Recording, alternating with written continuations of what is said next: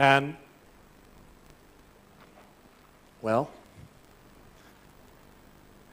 this is the maps we made, now in galactic coordinates. So the galactic plane is running across here.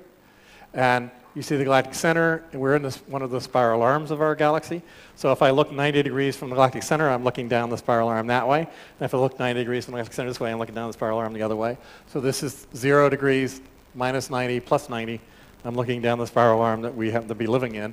And this is the plane of the galaxy. This is the dipole anisotropy. Now you see the signal noise is great, right? You don't see any noise, you just see signal there. You see the direction we're moving and the direction we're leaving. If you then subtract that away and blow the scale up a factor of 100, now the galaxy is saturated, but off the galaxy you see a bunch of blue spots together, a bunch of red spots together, blue spots together, blue spots together, blue spots together, red spots together.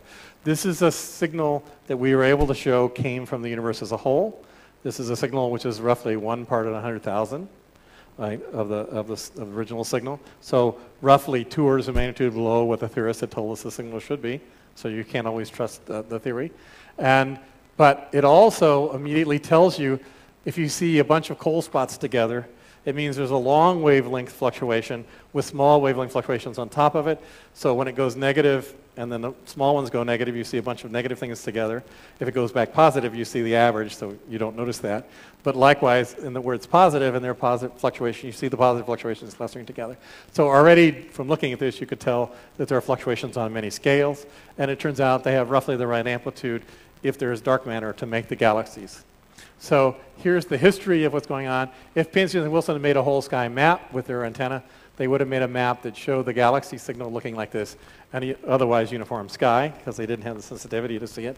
If you look at COBE and subtract away the dipole, you see the saturated galaxy, and you see the fluctuations off the plane of the galaxy. And this is the WMAP satellite, which is still taking data. It's getting ready to release 5 years of data very soon.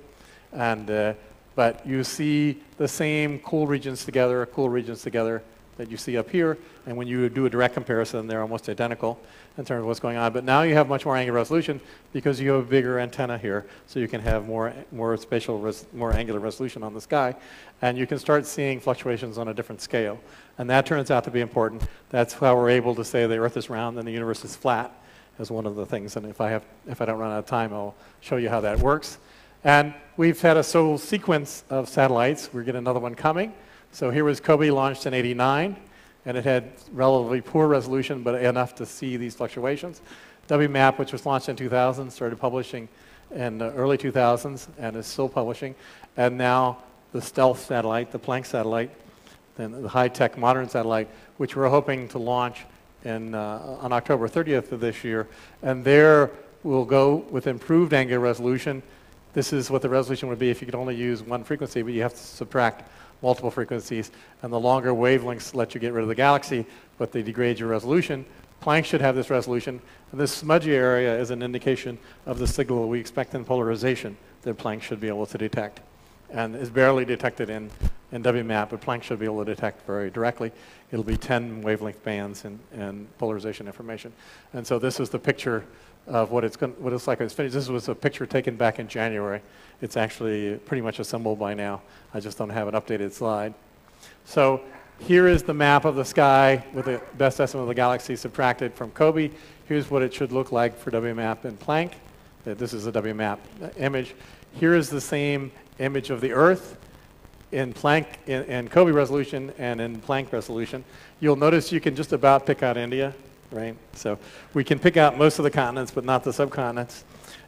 But when you've got, the full resolution here, 10 million pixels, you can see this. If I had this data in 1930, I'd be a great geologist, right? If I had a map like this, I could do plate tectonics, mid-floor spreading. I could do, it's very clear that what kind of geology and stuff I can do. So the thing that always strikes me is we see how stochastic and Gaussian the fluctuations are. Here, there's a lot of phase coherence and other things. So it's the nonlinearities are showing up very clearly in the Earth, whereas they're not showing up in the universe yet. And that turns out to be a key issue for understanding how the universe behaves. And so while we were doing that, the rest of the world hasn't been standing still. So the Sloan Digital Sky Survey has been measuring the three-dimensional positions of over 1 million galaxies. And they do that by just taking pictures like that Hubble picture, separating out what are the galaxies and the stars. All the galaxies they name estimate how far away they are, and they plot, you know, here the Earth is the center, and you plot out the angle going this way, right, for this little strip you're measuring across the sky of galaxies, and the distance as the radial distance away from where the Earth is. And you make this sort of plot, and then as the Earth rotates, it sweeps out a fan, and you're blocked off by the galaxy, but you see there are great walls, there are voids, there are all kinds of things that are happening here in the universe. The structure of galaxies has structure on many scales, just like the fluctuations have structures on many scales. And we'll see they're very tightly related. Now I'm going to show you a little movie, at least I hope I will, from another sky survey that has the same fan shape. Now we're going to go through this at warp 1 million, but you won't see the relativistic effects. So we're going through many thousands or millions of times the speed of light, past the galaxies. And some of the galaxies you'll see we know the type and the color, as well as its position in the sky. So we have multiple huge databases here. So you can see it's a spiral galaxy. You can see the color of the spiral galaxy. Now you don't see galaxy here. That's not because there aren't galaxies. It's because it hasn't looked there. And you'll see in a moment the extent of the survey. You can see the fan-shaped survey showing up out there. You know, where you've gotten pictures of the telescope, you see the fan shape. And you can see the sort of Swiss cheese distribution, okay, that we're seeing there. And starting to realize there are these regions that are huge clusters of galaxies, but there are these filaments of galaxies that spread all throughout the universe. And the question is, how did we get from the early smooth universe to this? And then we have a relatively simple description of that. Since I'm short for time, I'm ending the movie and moving to the next. Whoops. I need to explain the movie first. Okay, so what are we going to show now? We're going to show a simulation. That was real data. Now I'm going to show you that was real data, but reconstructed. Sort of like, it's much more beautiful in a planetarium than here, but it's, you know. But here's what we think if we do simulations of what the universe should look like. If you look on a very large scale, so a gigaparsec, a parsec is 3.26 light years, so a gigaparsec is 3 billion light years across. That's how big this little region is. So we're talking big, okay? Take light, you know, billions of years to cross it. Okay, it looks pretty uniform. It looks like a carpet, right? Or the floor here, so you look at it in detail. It's pretty uniform on average.